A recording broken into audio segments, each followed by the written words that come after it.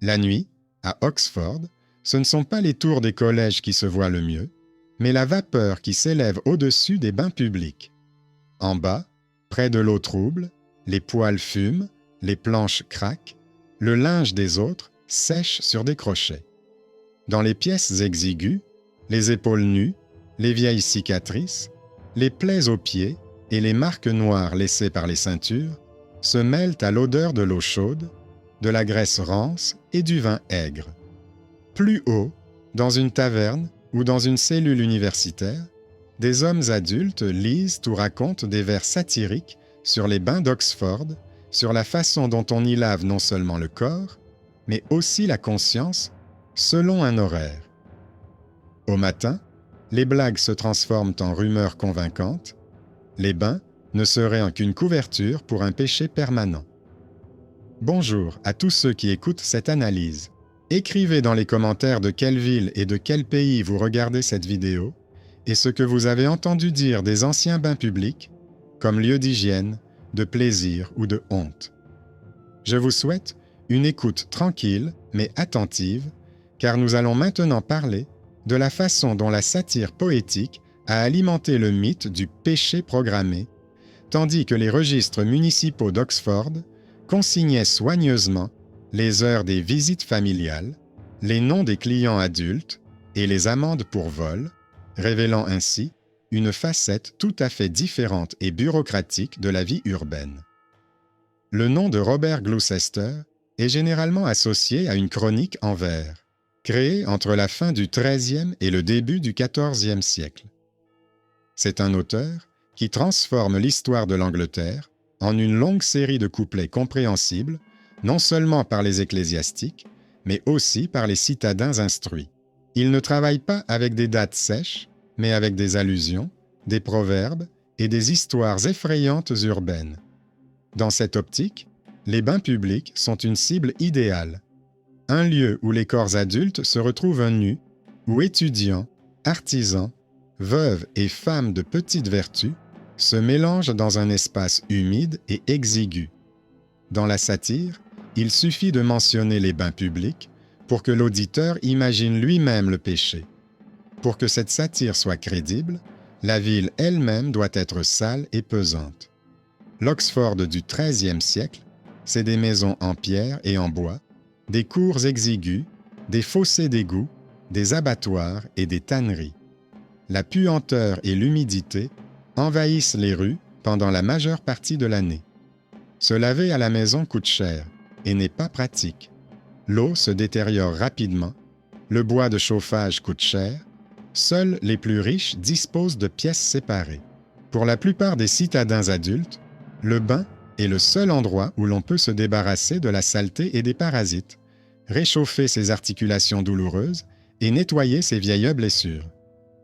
Mais c'est aussi un endroit où l'on peut facilement attraper une nouvelle infection si l'eau n'est pas changée souvent et si les cuves ne sont pas bien nettoyées.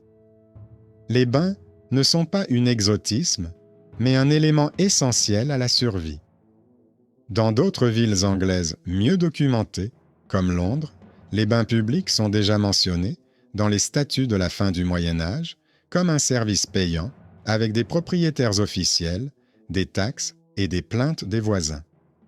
Certains de ces lieux sont effectivement associés à la prostitution, mais la plupart restent utilitaires. Eau chaude, vapeur, nourriture, repos. Oxford fonctionne selon un schéma similaire. Les archives municipales mentionnent des bains publics payant des impôts, des terrains au bord de l'eau loués pour des bains, des amendes pour violation des règles de fonctionnement. Là où le poète dépeint une crèche parodique, le scribe note quant à lui le montant du loyer et la durée du bail. Dans les registres des bains, ce ne sont pas seulement les noms des clients qui importent, mais aussi l'heure. La ville stipule que les visites communes des hommes et des femmes sont espacées dans le temps, qu'il y a des pauses entre elles pour le nettoyage et que les visites familiales individuelles ne sont autorisées que certains soirs et moyennant un supplément. Les inscriptions sont succinctes. Jour, heure, nombre de visiteurs adultes, parfois une mention du supplément pour une salle privée.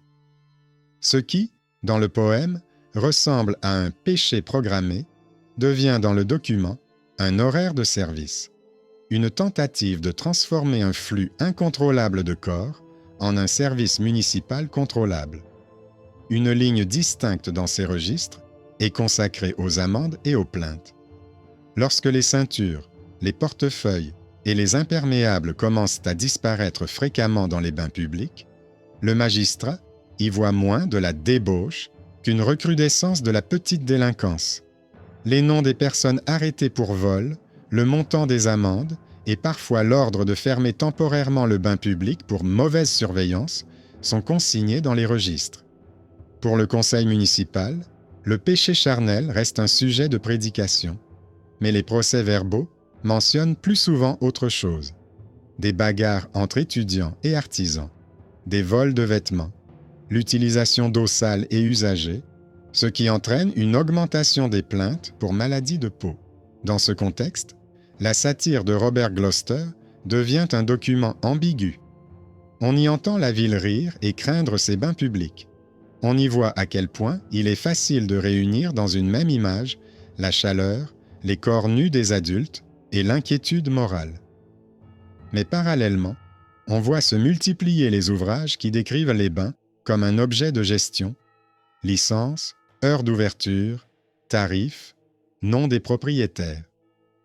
Le mythe, alimenté par la poésie, affirme que la honte règne ici en maître, qu'il suffit de fermer les portes pour que le péché disparaisse. Le document montre la logique urbaine. Les bains publics sont un service qui rapporte des revenus, donne lieu à des vols, engendre des scandales et nécessite donc un contrôle et non une belle interdiction. C'est précisément de cette dichotomie que naîtra un nouveau conflit. Alors que le poète et les prédicateurs répètent les images de vapeur sale et de débauche dans les cuves, dans le véritable registre des bains d'Oxford, une nouvelle colonne de plaintes s'allonge, celle des vols commis sur les clients adultes. C'est la recrudescence des vols, et non des péchés particuliers, qui poussera le magistrat à intervenir plus sévèrement que ne l'exigeaient les moralistes et conduira à un conflit avec le monastère qui insiste sur la fermeture complète des bains. Mais avant d'en arriver là, il faudra examiner de plus près les registres eux-mêmes. Ils en diront plus sur les peurs, la pauvreté et la violence que n'importe quel couplet sur le péché programmé. Lorsque les magistrats se mettent enfin à lire attentivement les registres des bains publics, ce qui les préoccupe le moins, c'est ce que les poètes appellent la honte. Ce qui frappe, ce sont les mentions trop fréquentes de portefeuilles, ceintures et manteaux disparus. Les procès-verbaux des réunions contiennent de brèves notes indiquant que les vols se sont multipliés dans les bains publics, que les propriétaires surveillent mal leurs domestiques et que les gardiens laissent sortir des personnes de la salle de vapeur avec des paquets suspects. Pour le conseil municipal, ce n'est plus une image du péché, mais une faille concrète dans l'ordre. Dans un lieu où des adultes se retrouvent sans vêtements, on leur vole le peu qu'ils ont encore sur eux lorsqu'ils rentrent chez eux. Dans les murs des universités et des monastères, les couplets satiriques sur les bains continuent de circuler. Robert Gloucester est cité comme témoin. Si le poète se moquait des baigneurs, cela signifie que ces établissements sont depuis longtemps signalés comme suspects. Les ecclésiastiques répètent volontiers l'image d'un hammam où se mélangent des corps d'adultes nus, du vin et des propriétaires paresseux. Ces images reprennent les plaintes du monastère. Dans leurs requêtes adressées aux magistrats, les bains sont décrits comme une tentation permanente pour les paroissiens, comme un lieu qui doit être fermé pour le bien des âmes. Les registres des bains donnent une autre image. Les heures y sont indiquées par jour et par fête religieuse. Le matin pour les artisans, le milieu de la journée pour les universitaires, le soir pour les visites dites familiales des parents adultes pour lesquels on paie plus cher. Des colonnes séparées indiquent les chambres privées, le supplément pour le linge propre, le changement d'eau. Entre ces lignes, on trouve des plaintes pour vol et bagarre. Il n'y a pratiquement aucune trace documentée de débauche. les rares mentions d'arrestation d'une prostituée connue ou d'un homme adulte soupçonné de violence sont consignées davantage comme un risque pour l'ordre public que comme une illustration de la moralité. Le monastère exige la fermeture des bains publics, s'appuyant sur des sermons et des poèmes. Le magistrat s'en tient à la pratique. Sans bains publics, la ville se retrouverait sans le seul moyen bon marché de se laver, de soigner les maladies de peau et de se débarrasser des parasites. Dans les souvenirs des épidémies passées, la saleté et le manque d'espace étaient déjà associés à des éruptions cutanées et des ulcères, et les règles universitaires conseillent parfois directement aux étudiants adultes de fréquenter les bains pour des raisons de santé. Le refus de ces établissements au nom de la lutte contre la débauche générale signifie une augmentation consciente des menaces pour le corps et non leur diminution. Afin de ne pas entrer en conflit direct avec le monastère, le Conseil change le langage du débat. Au lieu de discuter du péché, il présente des chiffres, le nombre de vols, les plaintes pour bruit et fumée, le montant des amendes. Dans cette logique, les bains publics ne sont pas un symbole de vice, mais un service municipal qui génère des revenus, mais qui nécessite un contrôle plus strict. C'est ainsi qu'un compromis voit le jour. Les établissements passent sous un régime de licence. Ils sont officiellement autorisés à fonctionner, à condition de respecter les horaires de visite séparés et familiaux, d'avoir un gardien en permanence dans le vestibule et de tenir des listes de clients et de plaintes. En cas d'infraction, ce n'est pas une condamnation abstraite qui est promise, mais des amendes concrètes et une fermeture temporaire. Le poète, qui se moque du péché programmé, entretient le mythe des bains comme une tentation permanente. Mais au même moment, les scribes et les magistrats créent une autre réalité, celle où les bains font partie de l'infrastructure urbaine, soumis à des horaires, des taxes et des gardiens. Dans cette réalité, les visiteurs adultes sont considérés non seulement comme des pêcheurs potentiels, mais aussi comme des porteurs de portefeuilles, de bases fiscales et de plaintes. C'est précisément cette confrontation entre la satire et le registre qui préparera la version finale de la décision d'Oxford.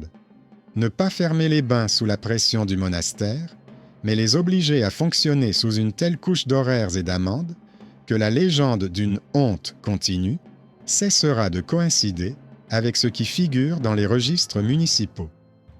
Lorsque les magistrats commencent à lire attentivement les registres des bains, ce qui les intéresse le moins, ce sont les plaisanteries des poètes. Ce qui leur saute aux yeux, ce sont les mentions trop fréquentes de bourses, ceintures et capes disparues. Les procès-verbaux des réunions indiquent que les vols se sont multipliés dans les bains, que les propriétaires surveillent mal leur personnel et que les gardiens laissent sortir des personnes de la salle de bain avec des paquets suspects. Pour le Conseil, il ne s'agit plus d'une image du péché, mais d'une faille concrète dans l'ordre. Dans un lieu où des adultes se retrouvent sans vêtements et sans protection, on leur vole la dernière chose qu'ils peuvent enlever. La satire de Robert Gloucester pousse quant à elle le monastère à agir. Les vers sur le mélange des corps nus, le vin et les propriétaires paresseux se transforment en arguments contre les établissements eux-mêmes. Dans les messages adressés aux magistrats, les bains sont décrits comme une source de tentation permanente, comme un espace qui ne peut être sauvé que par une fermeture totale. Ces plaintes viennent étayer les sermons, mais ne trouvent pratiquement aucun écho dans les documents. Les registres des bains indiquent heure par heure les horaires réservés aux artisans, aux clercs, aux visites dites familiales des parents adultes, tandis qu'une colonne séparée recense soigneusement les plaintes pour vol, bagarre ou tapage. La première affaire emblématique, après l'introduction des licences, n'est pas liée aux mœurs, mais à un apprenti dont les quarts de travail coïncident de manière suspecte avec la disparition de ceintures et de portefeuilles. Le magistrat voit son nom dans les registres, inflige une amende au propriétaire et expulse l'apprenti lui-même sans organiser de punition exemplaire afin de ne pas attiser les rumeurs. L'acte ne mentionne que la négligence et la violation des conditions de la licence. Pour le baigneur, c'est un coup dur pour son portefeuille et un avertissement direct. La prochaine vague de plaintes pourrait lui coûter non seulement de l'argent, mais aussi le droit de conserver son établissement. Le monastère ne cède pas et exige à nouveau la fermeture, associant toute bagarre ou blessure dans le hammam à une atmosphère de débauche. Mais le conseil a déjà pris l'habitude d'opérer, non pas avec des images, mais avec des articles. Les bains sont nécessaires à la ville, comme seul moyen bon marché de se laver, de soigner les maladies de peau et de se débarrasser des parasites. Y renoncer au nom de la lutte contre une honte abstraite revient à augmenter consciemment le risque d'épidémies et d'épidémies contagieuses. Les nouvelles ordonnances renforcent une autre ligne: séparation obligatoire des horaires pour les hommes et les femmes, gardiens dans les vestiaires, interdiction de vendre du vin fort dans les locaux, augmentation des amendes pour vol et coups et blessures. Les bains publics sont transformés en un service municipal contrôlé et non plus en une zone grise sans nom. Dans les dernières listes de poèmes sur le même thème, de nouveaux détails apparaissent. Des mentions du paiement de l'eau, du fait qu'un gardien est désormais posté à la porte et qu'un scribe compte les personnes qui sortent du bain. La satire s'adapte à la réalité. Elle se moque non seulement du péché, mais aussi du fait qu'il semble être réparti par heure et noté dans un registre. À côté, dans les archives, s'accumulent les licences, les listes d'amendes, les procès-verbaux, où le mot « péché » n'apparaît presque jamais, mais où l'on parle beaucoup de vol, de coups, de tranquillité nocturne et d'impôts. Entre les poèmes et ces documents, naît le futur compromis. Les bains publics restent, mais ils vivent sous une telle couche d'horaires, de gardiens et de registres, que le mythe bruyant d'une honte omniprésente correspond de moins en moins à ce qui figure réellement dans les registres municipaux. Un compromis sur le papier ne signifie pas que la lutte est terminée. Pour le monastère près d'Oxford, les bains publics restent une cible facile en période de tension. Il suffit d'une mauvaise récolte, d'une épidémie ou d'une bagarre au marché pour que l'image familière refasse surface dans les sermons. Les adultes vont au bain public le soir, oublient la prière, dépensent leur argent en excès, puis, affaiblis, tombent malades. On y répète les paroles de Robert Gloucester et de ses imitateurs comme preuve que la ville vit selon le calendrier du péché. Les rumeurs associent rapidement tout malheur au bain public, car c'est un lieu où les adultes se dépouillent volontairement de leurs vêtements, où les classes sociales et les langues se mélangent et où les frontières habituelles du contrôle s'estompent. Le magistrat n'est pas seulement sous la pression du monastère. À Oxford, un triangle de pouvoir s'est déjà formé. L'université, les maisons ecclésiastiques et le conseil municipal. Les étudiants et les clercs fréquentent eux-mêmes les bains publics, mais ils deviennent facilement la cible d'attaques moralisatrices.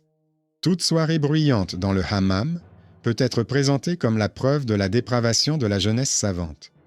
Le pouvoir royal intervient périodiquement dans les conflits entre l'université et les citadins, et le monastère tente de présenter les bains comme un exemple de dépravation des mœurs dans une ville où il y a déjà trop d'étrangers et d'argent. Pour le magistrat, cela signifie que toute erreur dans la gestion des bains peut être utilisée contre lui dans un conflit politique plus large. C'est pourquoi, après chaque incident retentissant, une bagarre grave, la chute d'un client lourd dans un bassin en pierre, un décès dû à une fièvre soudaine, le Conseil ajoute une nouvelle couche subtile de réglementation. Des heures d'ouverture maximales sont introduites pendant la nuit afin de réduire les beuveries nocturnes dans les bains. Le gardien a le droit de refuser l'entrée aux adultes trop ivres et est tenu de noter dans un registre tout recours à la force. Les règlements des bains publics mentionnent désormais la bonne conduite à l'intérieur, les jeux d'argent, les chants bruyants et la vente de vin fort sont interdits. Les sanctions pour les infractions continuent d'être formulées sous forme d'amende, de pilori et de fermeture temporaire, et non sous forme de péché abstrait. La ville montre qu'elle accorde plus d'importance au contrôle du bruit et à l'absence de cadavres devant ses portes qu'à la conformité des bains aux conceptions monastiques de la piété. À l'intérieur des bains, cela se ressent comme une suffocation progressive. Les propriétaires sont obligés d'afficher à la porte des listes de règles que peu de gens savent lire, mais que tout le monde connaît par ouï-dire. Pas d'armes, pas de cris, pas de commerce directement dans le hammam. Les employés s'habituent non seulement à apporter des seaux et des serviettes, mais aussi à surveiller le temps en expulsant ceux qui dépassent l'heure payée, car tout dépassement est immédiatement associé à une violation de la licence. Pour les visiteurs adultes, l'habitude de se laver se transforme en une petite procédure de surveillance. Ils sont comptés à l'entrée, à la sortie, parfois leurs noms sont enregistrés s'ils paient à crédit. Les bains publics font partie de la discipline urbaine au même titre que le marché et le pont et ne constituent pas une zone grise séparée où l'on pourrait oublier toutes les règles. Le monastère continue d'exiger la fermeture, mais plus la documentation s'accumule, plus son argument semble faible aux yeux de ceux qui détiennent les clés de la ville. Chaque nouvelle liste accusatrice doit être comparée aux ordonnances, au registre des amendes et aux licences. On y voit combien de fois les bains publics ont réellement figuré dans des affaires de violence ou de prostitution impliquant des adultes et combien de fois dans des affaires de vol, de non-paiement ou de violation du repos nocturne. Dans la plupart des cas, le magistrat ne voit pas dans les bains publics une source de honte unique, mais un lieu où se concentrent des risques qu'il est plus facile de gérer par le biais d'un gardien et d'un registre que par une interdiction. C'est précisément dans cette couche, entre le poème irrité et la colonne de chiffres ennuyeuse, que commence à apparaître la forme finale du compromis d'Oxford. Le poète continue de nourrir la rumeur selon laquelle le péché dans les bains est réparti selon les jours de la semaine et les heures, comme les offices dans les églises. Le monastère reprend cette image car elle est pratique pour contrôler les corps des fidèles. Il est plus facile de dire « c'est toujours mauvais là-bas » que de reconnaître le réseau complexe des horaires et des contrôles. Mais le conseil municipal lie de plus en plus l'existence des bains aux ordonnances, aux impôts et à la responsabilité envers la couronne pour la santé et l'ordre dans les murs. Dans la dernière étape de cette histoire, c'est précisément cette logique, et non la piété ou le désir, mais la crainte du désordre et des épidémies, qui consacrera définitivement le modèle du péché sous licence, dans lequel la honte existe dans l'imaginaire et les textes, tandis que sur le papier, les bains apparaissent comme un service réglementé avec des horaires de visite familiale et des gardiens affectés à la porte. Avec le temps, les bains publics s'intégreront si étroitement dans le tissu urbain que l'idée d'une interdiction totale semblera aux magistrats aussi absurde que celle de fermer définitivement le marché. Mais la controverse autour d'eux ne disparaîtra pas, elle changera simplement de niveau. Là où l'on dépeignait auparavant des images effrayantes de corps nus et de beuveries nocturnes, on commencera à parler d'impôts, d'hygiène et de responsabilité devant le pouvoir royal. Les procès-verbaux des réunions feront de plus en plus souvent référence aux biens publics, à la santé des citadins et à la nécessité de disposer de lieux contrôlés pour se laver. Le mot « péché » restera dans les sermons et les poèmes, mais dans les registres municipaux, il sera remplacé par des formules évoquant les troubles à l'ordre public et les amendes impayées. Robert Gloucester sera alors depuis longtemps devenu une voix commode du passé. Ces vers seront réécrits, raccourcis, paraphrasés, en extrayant du contexte les images les plus frappantes. Pour certains, il restera le témoin de la dépravation des mœurs, comme si c'était le poète qui avait honnêtement raconté ce que sont devenus les bains publics de la ville savante.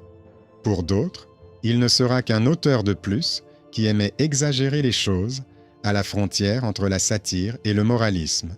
Mais ni les uns ni les autres ne garderont à l'esprit les registres des bains publics avec leurs colonnes de noms, d'heures et d'amendes, où le mot « bain » apparaît simplement comme un objet comptable à côté du pont, du moulin et de la taverne. À l'intérieur même des établissements, l'habitude de vivre sous surveillance deviendra la norme. Les gardiens aux portes seront remplacés aussi régulièrement que le bois épuisé dans les poêles. Les scribes attachés au bain ou à la magistrature apprendront à distinguer les anciens livres des nouveaux à leur écriture. Les anciens se souviennent encore de l'époque avant les licences où les registres ne contenaient que de rares noms et montants.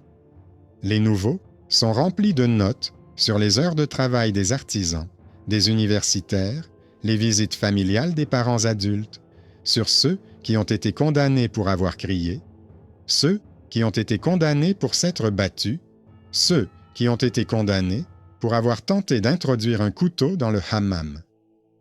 On y trouve parfois aussi des plaintes concernant la grossièreté du propriétaire ou la négligence des employés, des traces sèches, brèves, mais néanmoins reconnues par le document, indiquant que le corps du client n'est pas entièrement livré à l'arbitraire. Le monastère, habitué à voir dans les bains un symbole de débauche, sera contraint avec le temps de changer d'approche. Il est impossible de renoncer complètement à l'ancienne image. Elle est utile lorsqu'il s'agit de rappeler à la congrégation la fragilité de l'âme. Mais chaque fois que l'envie de réclamer une nouvelle interdiction se fait sentir, il faut confronter ces histoires effrayantes aux chiffres. Combien d'adultes se lavent par semaine? Combien de cas de violence par an sont réellement liés au bain public? Et combien à la rue, au marché, à la taverne? Les chiffres sont sans appel. Les bains publics ne sont pas un centre de dépravation, mais l'un des nombreux lieux publics où la saleté humaine, au sens propre comme au figuré, remonte à la surface.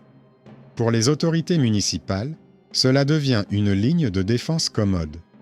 Le magistrat peut montrer aux envoyés royaux et aux inspecteurs ecclésiastiques des volumes soignés contenant les licences, les listes d'amendes et les copies des ordonnances. On y voit que les bains sont soumis à des règles aussi strictes que la perception des péages ou les patrouilles nocturnes. Aux yeux des autorités extérieures, cela transforme le problème des mœurs en un problème de gestion des services. S'il y a des gardiens, s'il y a des horaires précis, si les amendes sont effectivement versées au trésor public, cela signifie que la ville essaie au moins de contrôler la situation. Dans cette logique, l'interdiction totale n'apparaît plus comme une manifestation de piété, mais comme une reconnaissance de sa propre incapacité à gérer ce dont les gens ont besoin. Les citadins adultes s'habituent à cette double réalité. Tout le monde sait que dans les bains publics, on peut toujours être confronté au bruit, aux blagues salaces, à des personnes envahissantes qui ne respectent pas les limites des autres. Mais tout le monde sait aussi qu'il y a derrière la porte une personne dont le nom est inscrit dans un registre, que le magistrat dispose de moyens de pression sur les propriétaires et que plusieurs affaires très médiatisées se sont déjà soldées non pas par des lamentations monastiques, mais par de véritables amendes et des fermetures temporaires. Personne ne considère que ces mesures sont justes dans tous les cas. Les sanctions municipales sont rarement subtiles, mais le simple fait qu'il existe un mécanisme disciplinaire change la donne. Le bain cesse d'être une ombre pure et devient un lieu où le risque est au moins en partie décrit dans les règles. Robert Gloucester, s'il pouvait voir l'avenir, verrait une image étrange. Ces vers satiriques continuent d'être cités, mais de plus en plus souvent dans une salle où l'on discute non pas d'une interdiction, mais du montant de la prochaine collecte. Le poète nourrit l'imagination, les documents nourrissent la ville, et chaque nouvelle génération est tentée de choisir l'une des deux images suivantes, soit dire cyniquement que tout ce papier n'est qu'un écran pour dissimuler ce même péché programmé, soit se convaincre naïvement que les licences et les gardiens ont définitivement nettoyé le hammam. Les archives ne confirment aucune de ces deux options extrêmes. Elles ne montrent que le travail acharné de nombreuses années pour traduire les cris, les bagarres et les vols en langage d'articles, d'amendes et d'ordonnances. À la fin de cette histoire, il apparaît clairement que ce ne sont pas des forces abstraites qui ont déterminé le résultat, mais les décisions de personnes concrètes. Le poète a un jour choisi de ridiculiser les bains publics comme un lieu où la chair oublie la honte, donnant ainsi une forme durable aux rumeurs. Les abbés ont choisi d'utiliser ces images comme argument dans leur lutte pour l'influence et le contrôle sur les corps des citadins. Les magistrats ont choisi de ne pas se limiter aux mots, mais aussi au registre des bains publics, et ont transformé ces derniers d'une cible facile en un objet de licence. Les propriétaires ont choisi de supporter les gardiens et les registres pour pouvoir continuer à chauffer les poêles et l'eau.